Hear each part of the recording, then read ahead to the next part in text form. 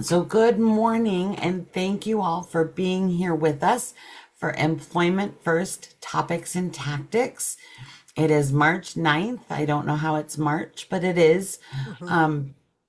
So, we're ready to learn more and connect more. So, thank you all for being here.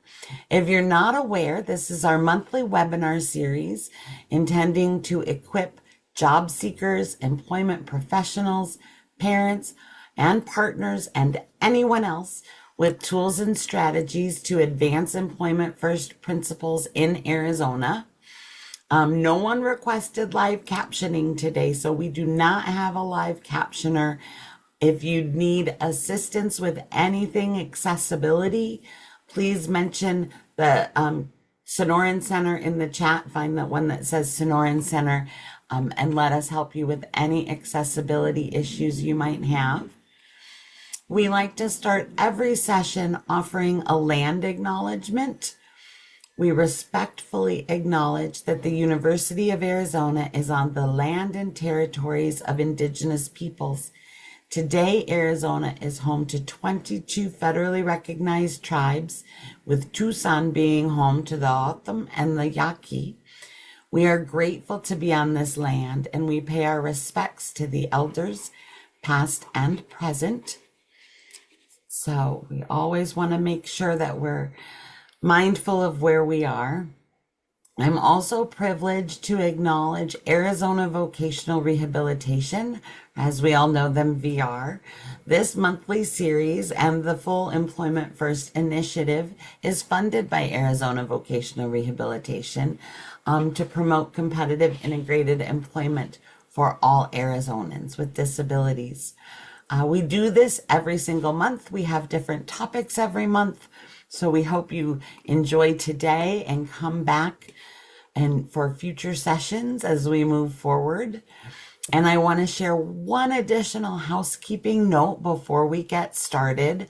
The Arizona Employment First Initiative is actively seeking stories related to self-employment.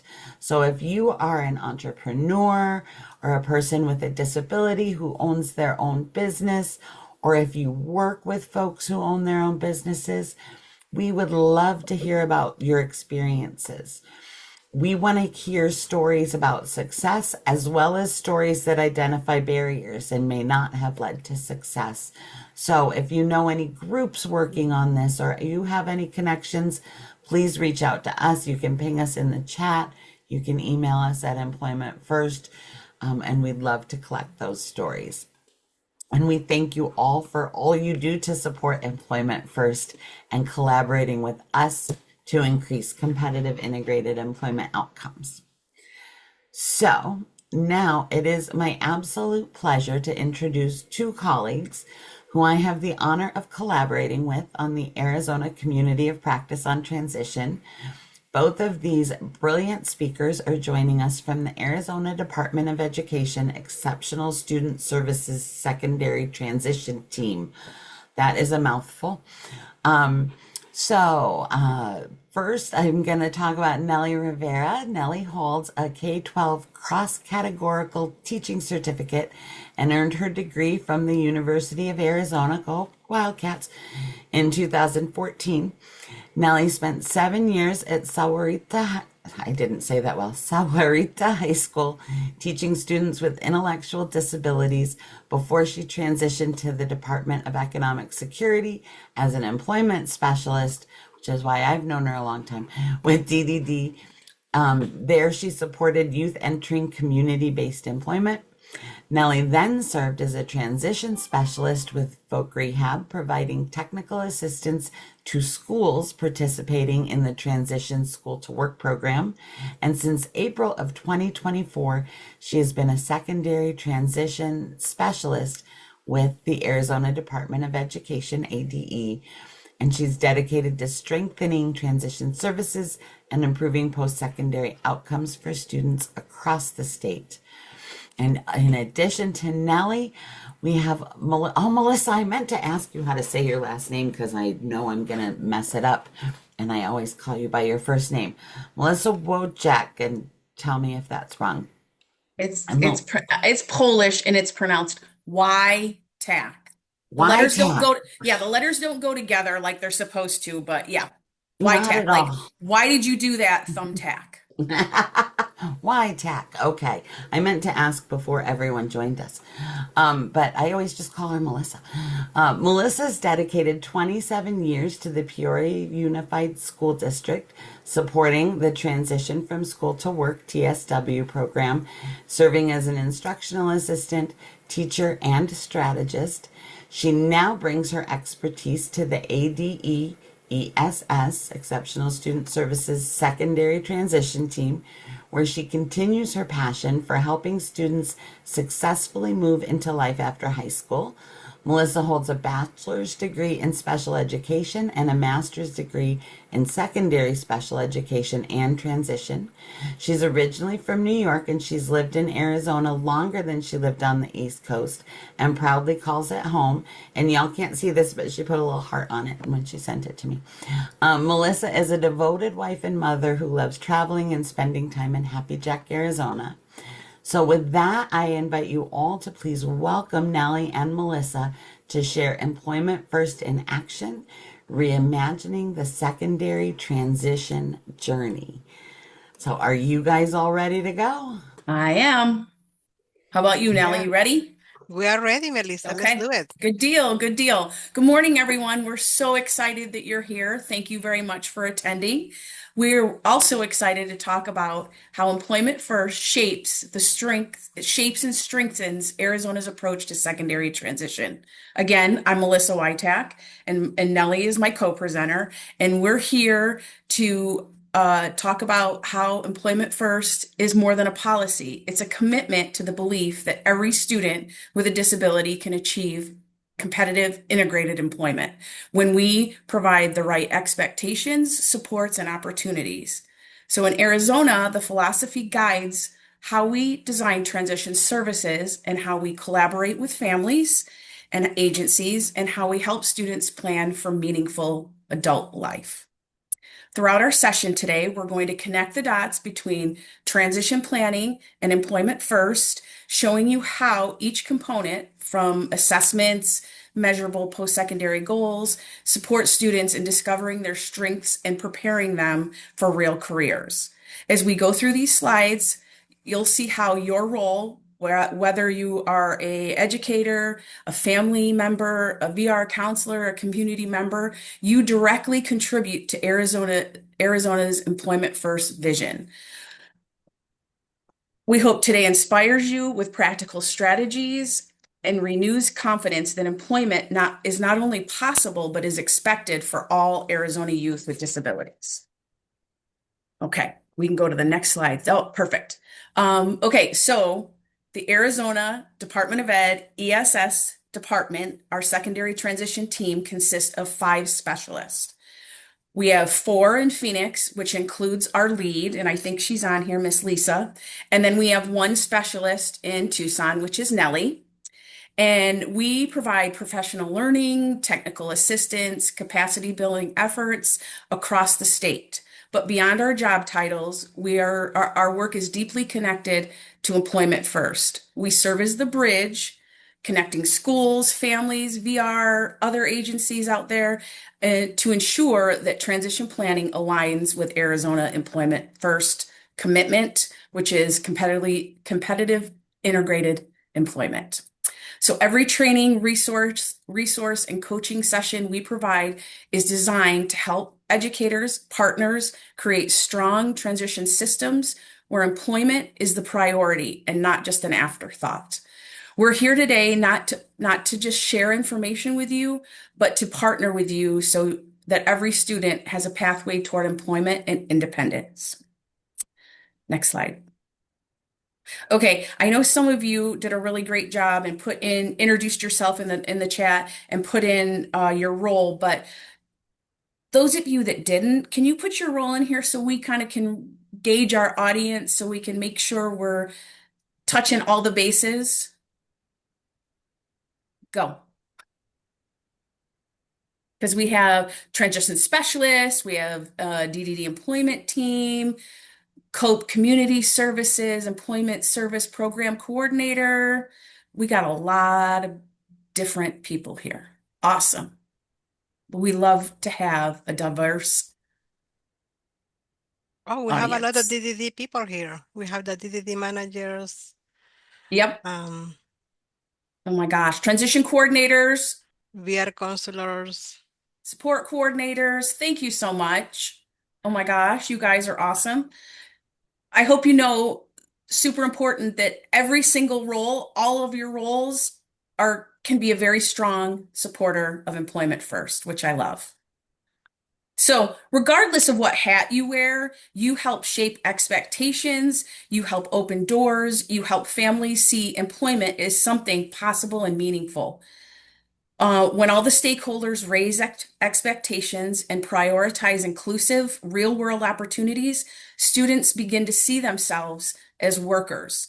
And that shift in identity is super, super powerful for students. Employment first isn't something that belongs to one agency because there's a ton of agencies in that chat. Um, it's a shared philosophy across Arizona, and everyone in this Zoom plays a very important role and makes it real for students. So thank you so much for all you guys do.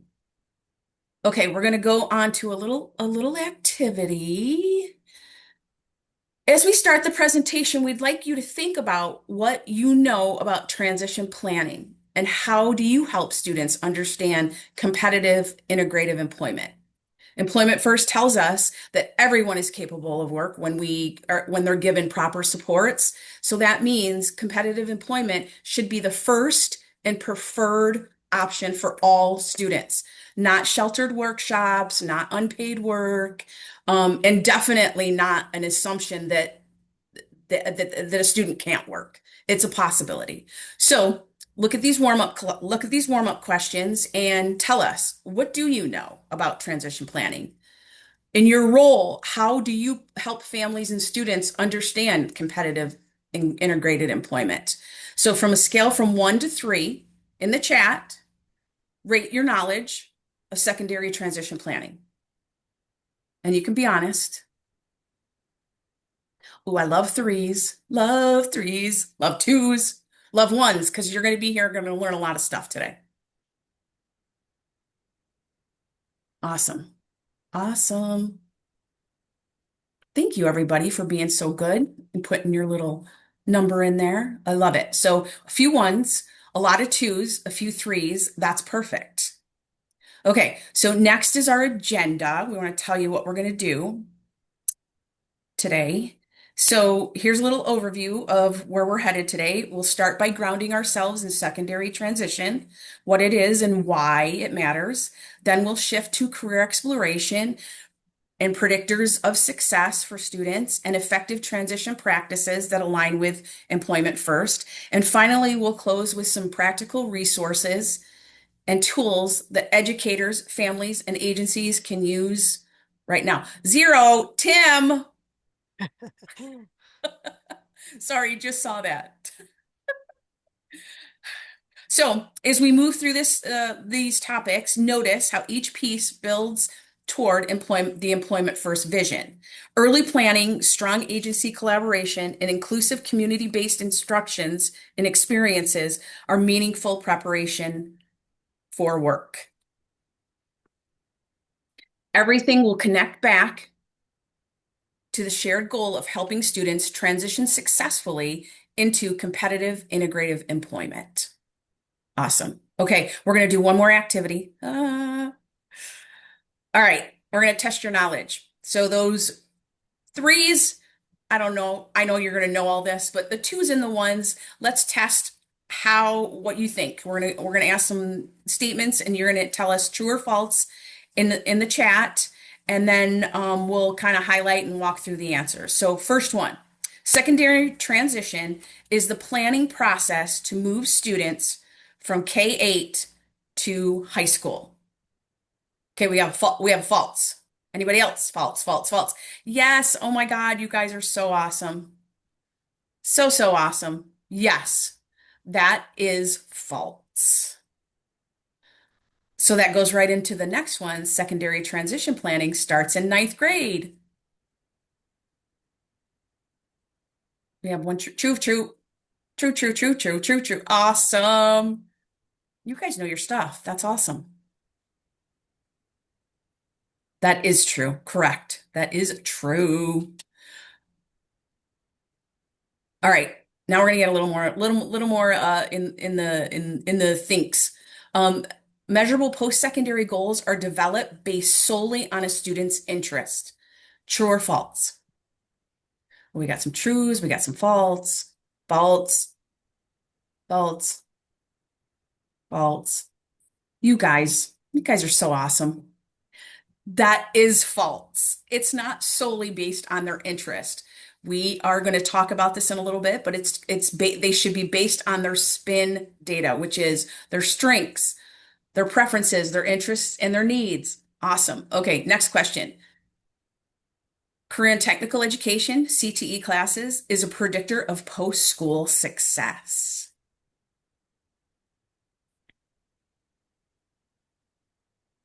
Oops. Let's see if people answer.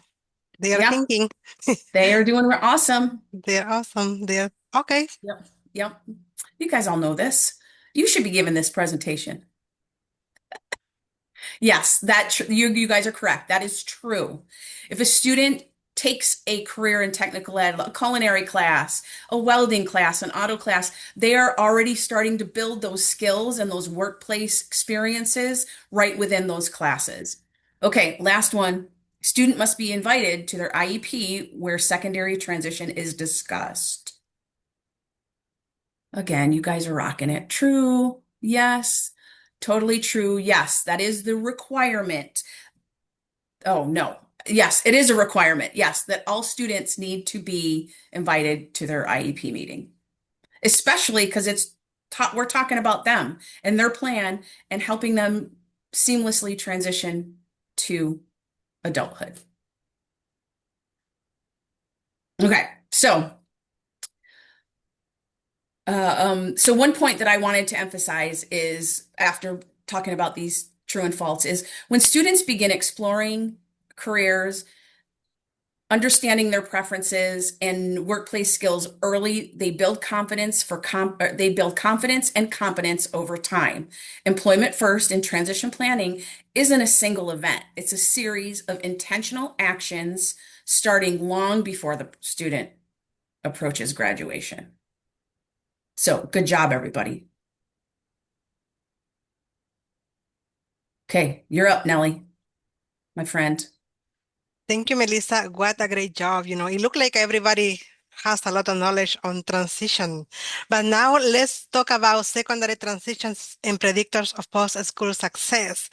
Um, Secondary transition planning, with the evidence-based predictor of post-school success, sometimes we say, what are the predictors of post-school success?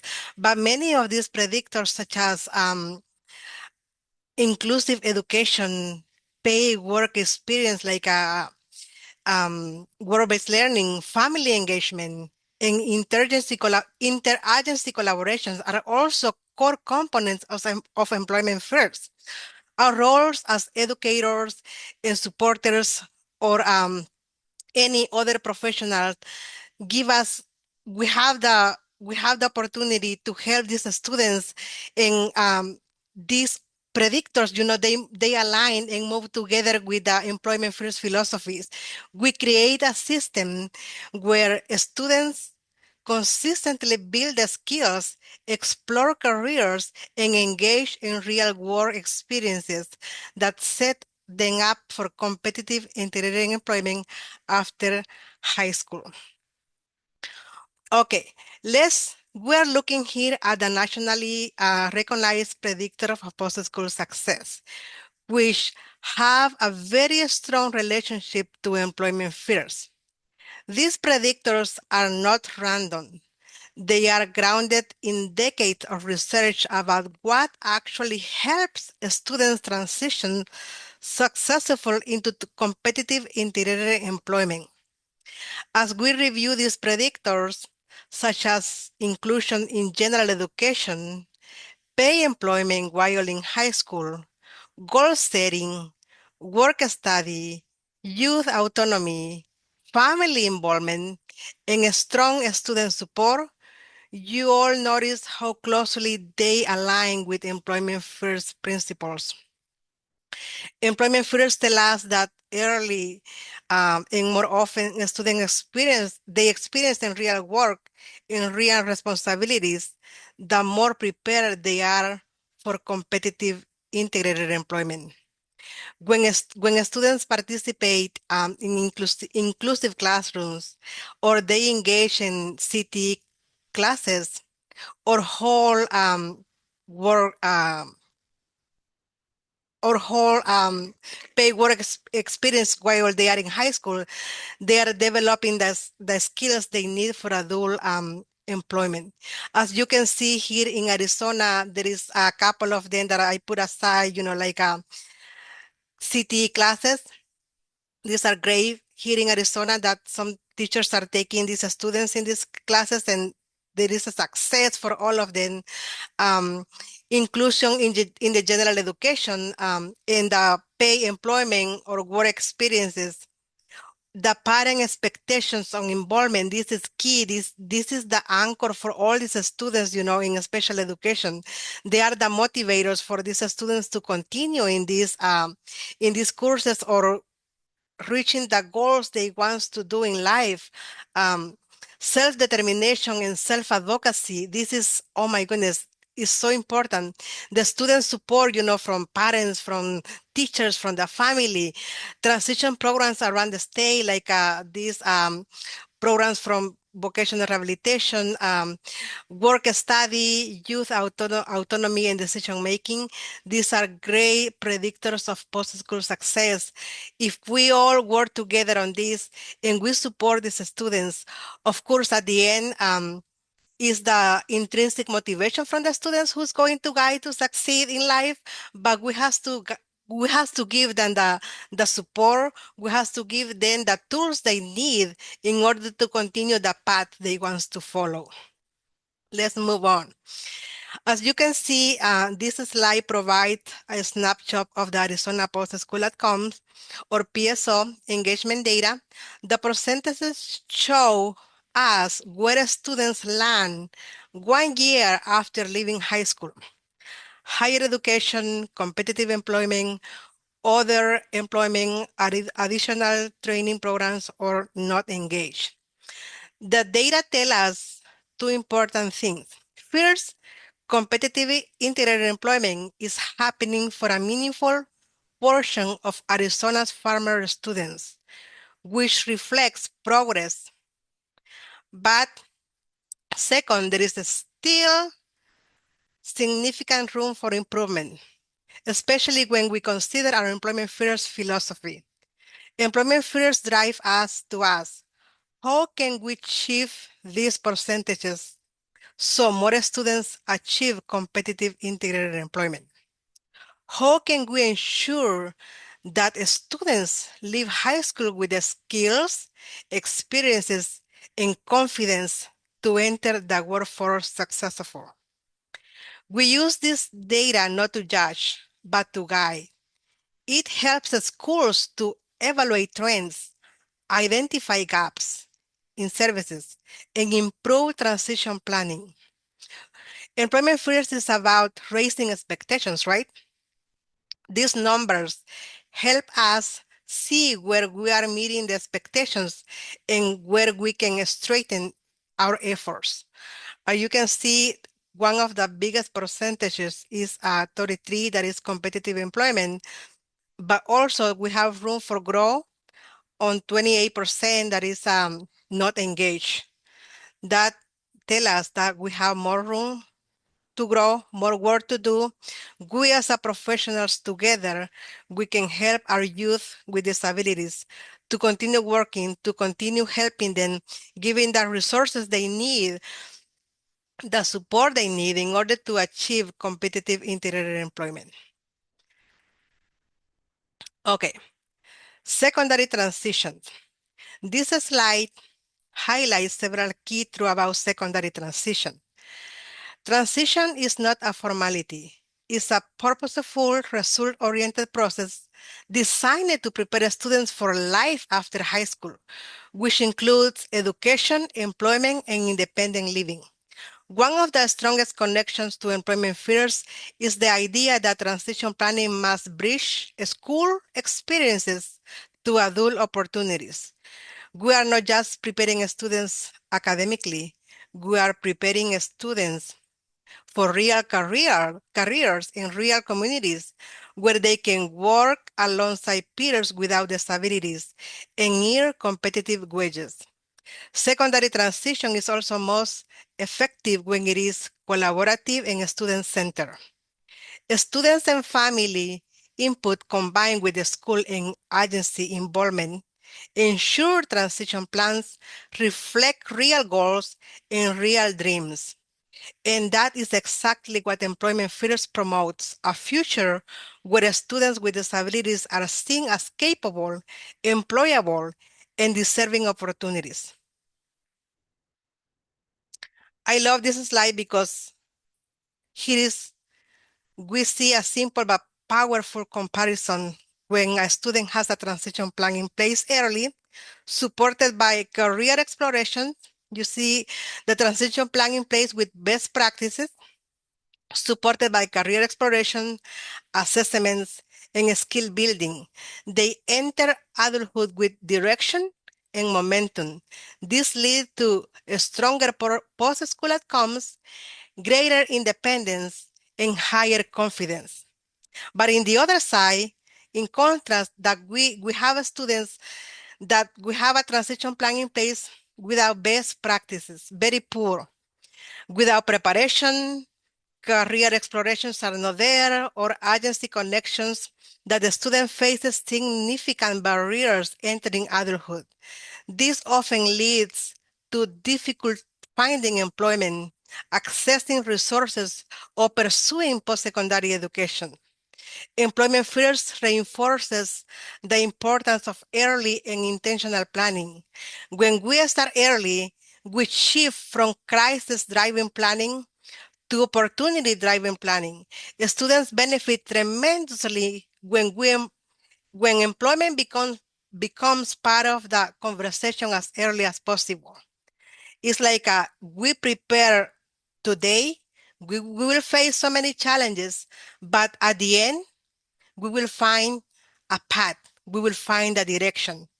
But if we start at the beginning with with transition plans in place, very poor, with no best practices, we will still will have a lot of challenges, and at the end, we will be more difficult because the student will be an adult reaching adulthood, and all the support that they have at the school will disappear, and they will be having more difficulties when they enter adulthood. That's why it's so important for us, our educators, professionals, parents, families, to give all the support they need right now. That this is the timing, this is the right time when we can create this stronger transition planning, all the support, all the guidance for them to prepare when they enter adulthood. Like my mother used to say, it's better to teach you how to catch the fish instead of giving the fish all the time.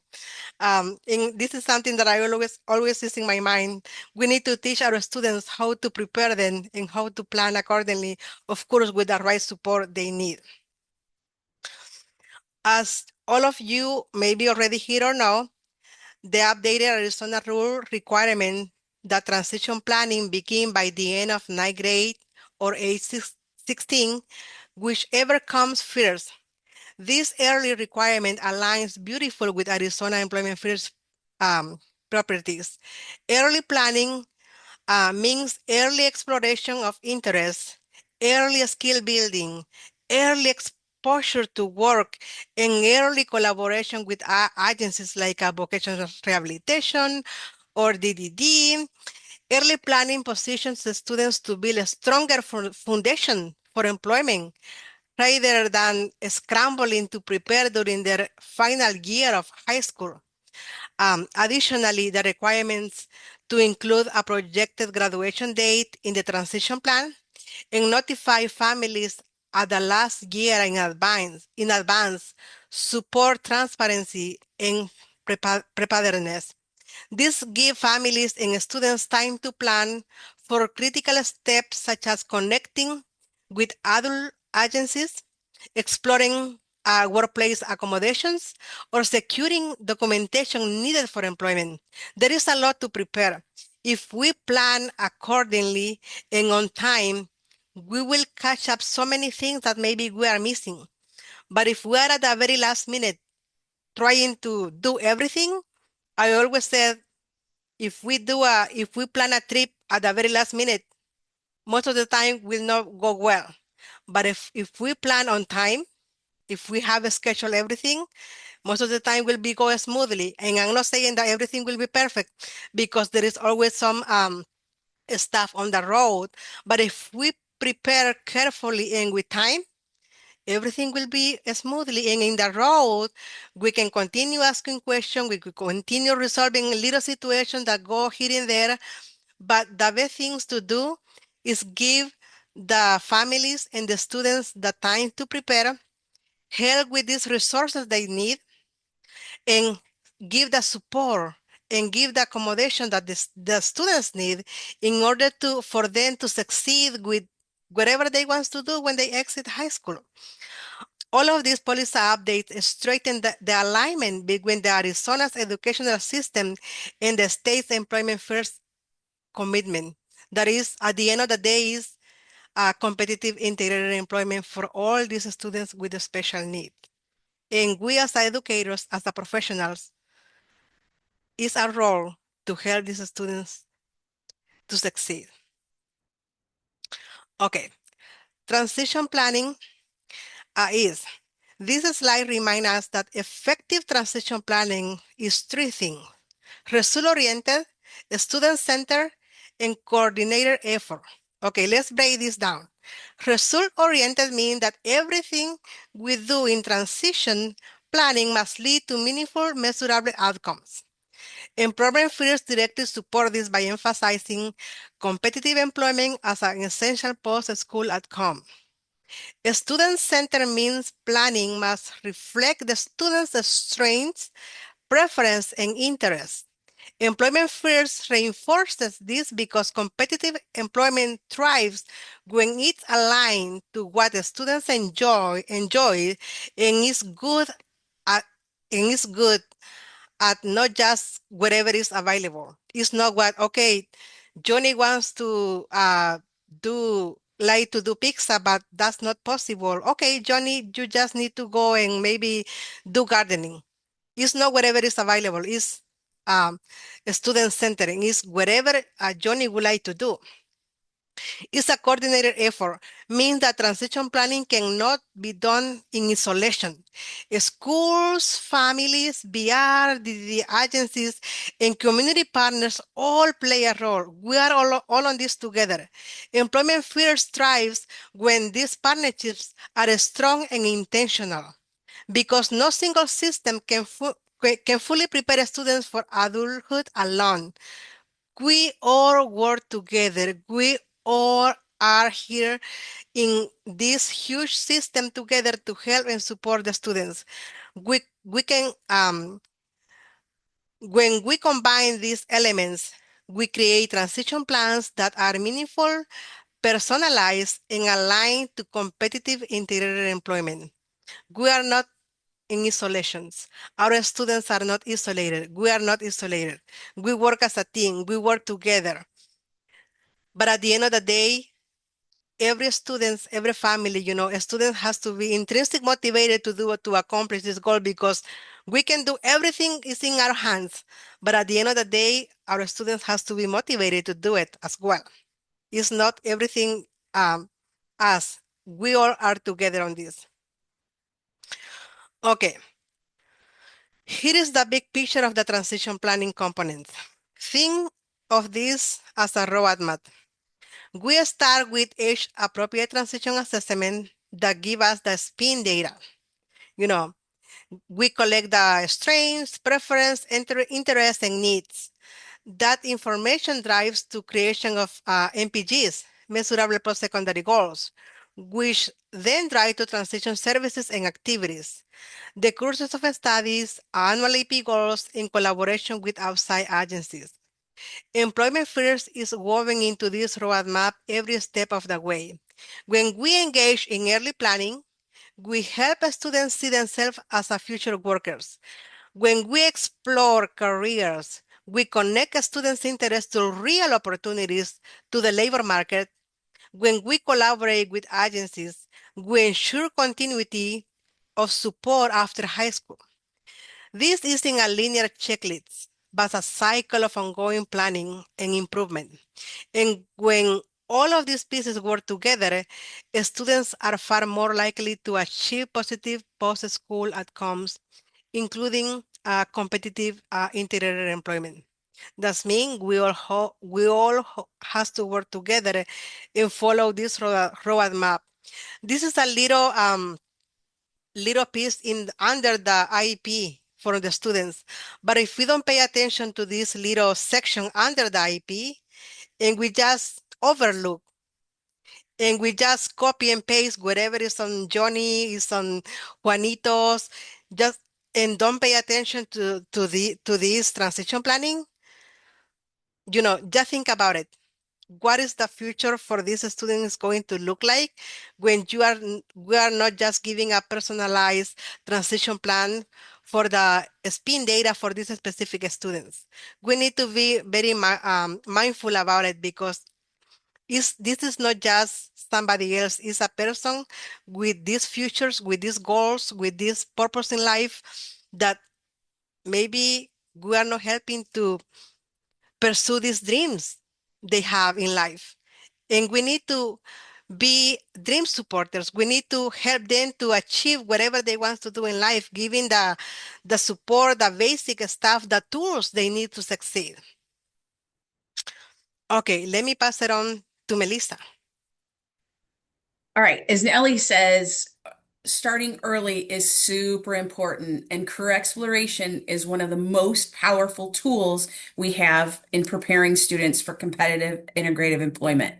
Students should start early and frequently be exposed to real careers, not just classroom discussions or worksheets, but real hands-on experiences in authentic settings. Career exploration helps students understand the wide range of possibilities available to them. It allows them to test out their different interests, try things on, build workplace skills, and discover what they are genuinely interested in and enjoy. Every job shadow, every opportunity, any internships or workplace visits helps students build a sense of an identity to be a worker. When we connect career exploration to students' strengths and preferences, we create a pathway that feels meaningful and obtainable. That is essential. That's the essence of Employment First, supporting students to build real individualized career plans. So the first section, go ahead, Nellie, the next slide.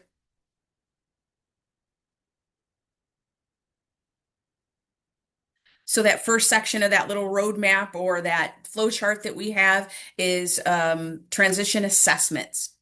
The importance of transition assessments and how they directly support Employment First is super important.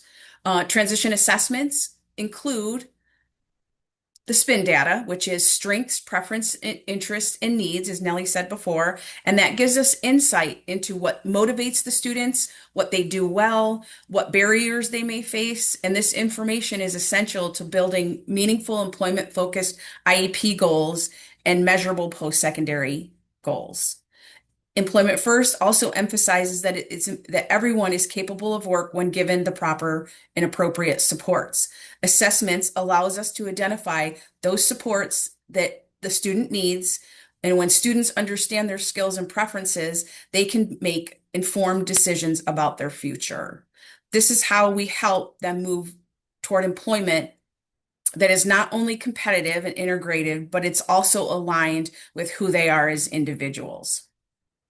Transition assessments should be continuous and updated annually as the student grows. because a student's interest when they're 14 may look a lot different than when they're 17, and our planning must reflect those changes. Age-appropriate assessments help us increase responsibility of the student. They build workplace situations and they develop marketable skills. The more accurate and detailed the assessment data is, the stronger and more meaningful the transition plan becomes. Next slide. Okay, perfect. Oh, existing data. Okay, so this slide highlights all the types of information that contribute to the transition assessments. We rely on multiple sources, not just one form or one test, and we use all that information to build a full picture of the student. So if we're reviewing existing data from their present levels in their IEP, in any previous assessments they have taken, their transcripts, what electives have they taken, or CTE courses have they taken, looking at their educational and career action plan, their ECAP, and then obviously we need to get the input from the students' families, teachers, outside agencies, and if they're employed, sometimes we get information from employer, and this contributes to a holistic understanding of what the student's strengths and needs are. This aligns to employment first because we must prepare students for real workplace, and the preparation needs to be grounded in real data. When we collect information from varied sources, we are better able to design employment pathways that fit the students' abilities and goals. We also identify early if any areas of skills need to be built and accommodated if needed. This multifaceted approach ensures transition plans are not based on assumptions, but on accurate and up-to-date information. And when we use this rich data to guide decisions, students are far more likely to find success in competitive integrative employment after high school. Sorry. Next slide, Miss Nellie. Okay, so here is our spin data. This gives us a little bit of a deeper dive into the strengths, the preference, the interests, and the needs. These four components form the backbone of an employment-focused transition plan. Strengths helps us identify what skills the students can perform independently or with minimal support. A little bit of proof you need to show, put your money where your mouth is, show us what you're good at. Preferences. This tells us what environments or activities the students gravitate. It's a preference. What do they prefer to do? Oh, do you prefer to walk the dog or do you prefer to cook dinner? If they gravitate toward cooking dinner and they want to be a chef or they want to be in the culinary business, perfect. What are they choosing to do? Interest. This reveals potential career paths that students may want to explore. I'm interested in talking to people or helping people. Those are some careers that you can look in that those skills are required. And the needs help us to determine where supports and services, accommodations, or maybe additional instruction may be required. Remember that employment first stresses that employment should be driven by the person, not by a system. So spin data makes this possible. When we understand what the student naturally excels in and enjoys, we can align those qualities with real job tasks. We also identify the supports that will help them succeed in the workplace. This ensures that transition plans reflect the student's authentic goals and capabilities and not just what's available in school. Additionally, this slide reminds us that spin data evolves over time. A student's preference for hands-on work might grow into a strength. They might show that they're really good at that. An early interest could blossom into a career goal. By revisiting spin data annually or more often if needed, we can keep the transition plan responsive and student-centered. Okay, so developing those post-secondary goals. Here, we're going to focus on developing clear, measurable post-secondary goals in these three required areas: employment, education and training, and when needed or appropriate, independent living. For employment first, the employment goal is especially critical because it establishes it establishes the expectation that students will pursue competitive integrative employment. These goals must be based on on SPIN data gathered from the age appropriate assessments, any conversations you've had with students, observations, and obviously the student's input. The goal should be something the student generally wants to pursue and not something that is chosen for them. For example, if a student shows strong interpersonal skills and is interested in healthcare, their employment goal might involve working in a patient support role or exploring entry-level medical occupations. Employment First supports the idea of measurable post-secondary goals they should always lead toward real work in real community settings. This means the employment goal must be written in a way that aligns with competitive integrative employment, not sheltered work or segregated setting. Well-written goals guide the IEP team, teachers, families, and agencies in designing meaningful activities and services that support students' future success. All right, transition in action, the services and activity. This slide is another section of our little roadmap. It shows how components of transition planning come together through services and activities. These include instruction, community experiences, related services, employment preparation, adult living, and then sometimes, if needed, a functional vocational assessment. Employment First tells us that the real-world experience is essential, and transition services and activities must not only prepare students academically, but also provide opportunities to practice workplace skills in authentic settings. This could include job shadows, internships, volunteering in the community, or participating in a work-based learning program. Transition services and activities should be intentionally aligned with the student's measurable post-secondary goal. If a student wants to wants to pursue IT work, then their services could include developing those technology skills, exploring industry certifications, and visiting workplaces in that field. If another student is interested in the culinary arts, services and activities might include food and safety training. They could take a food handler's card, taking cooking classes, or volunteer opportunities in food service setting. When all transition services and activities support the path toward competitive integrative employment, we are fully aligned with Employment First.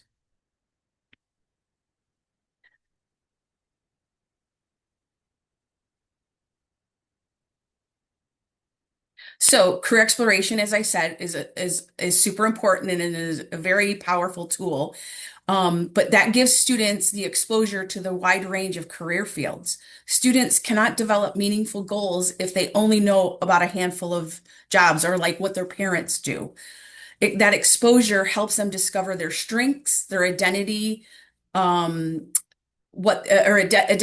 what they're good at and what they're not good at or what they don't enjoy, because both of those are just as important, and it helps them better understand workplace expectation. Career exploration is a foundation component of Employment First because it fosters informed, empowered decision making.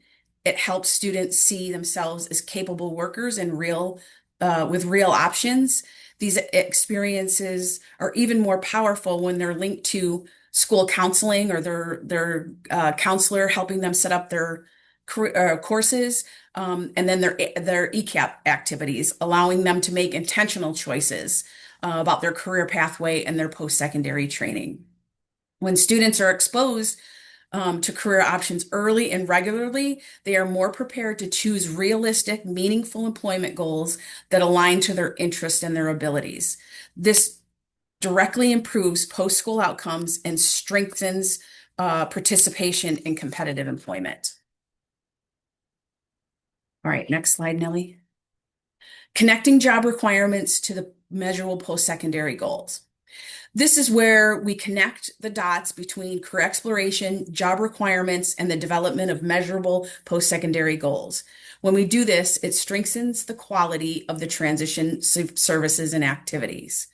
Students should research multiple careers that match their skill and interest, and they need to understand the educational level and workplace tasks, necessary certifications that are and the essential soft skills. When students participate in work-based learning, they gain firsthand knowledge of workplace demands, ongoing supports like resume development and mock interviewing and communication skill building helps them prepare for real jobs. Employment First emphasizes the importance of aligning students' goals with actual market trends and employer needs. When students understand what is required for their chosen career, they can build realistic goals and take meaningful steps toward achieving them. This not only enhances their transition plan, but also increases their confidence and readiness for competitive employment. All right. We might have to skip that because we only until 11? We have 8 minutes. Oh, maybe not. I thought the poll was next. Sorry. So then why does real application or real world experience matter? Work-based learning allows students to apply the skills they've learned in school in authentic settings where expectations match those of actual employers. These experiences help students develop technical skills, soft skills, and understanding workplace cultures. This promotes the belief that all students should have access to real experience before leaving high school. These opportunities build a foundation of confidence, independence, and competence. Students who engage in job shadows, career exploration, or internships are more likely to secure competitive employment after graduation. When we align experiences with industry standards, students gain practical experience that directly prepares them for employment, and employers also benefit by gaining exposure to a diverse, capable young workers and understanding how to support them effectively. Yeah, I think we might have to skip this because we here till 11? Yes, Yes. we end at 11, but we will post the PowerPoint and the recording on Okay. the website. Okay. Go ahead, Nellie. You want to do the poll or not? No, Maybe. let's skip the poll.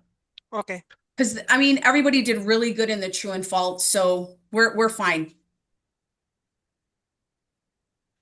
Okay, I want let's to move on. You wanna do the improve post-school outcomes or just move to the next section and we will do a couple of these because we only have five minutes to be yeah, honest. let's skip. Sorry. Uh, yeah, we will share the PowerPoint, but I want to share some effective transition practices because when we talk about effective transition practices, we include early planning, student centers on IEPs, collaboration with families, and of course, agencies, in age appropriate careers assessments and real work experiences. For me, early planning is critical in involving families. Oh my goodness, that's the anchor of every student involved in real work experiences. But let's talk about embedding employment figures into transition plannings. Ensure competitive integrated employment is primary goal. This is so important. Offer early career exploration to all the students. And when I said offer real work experiences, I'm not saying going online and doing a research.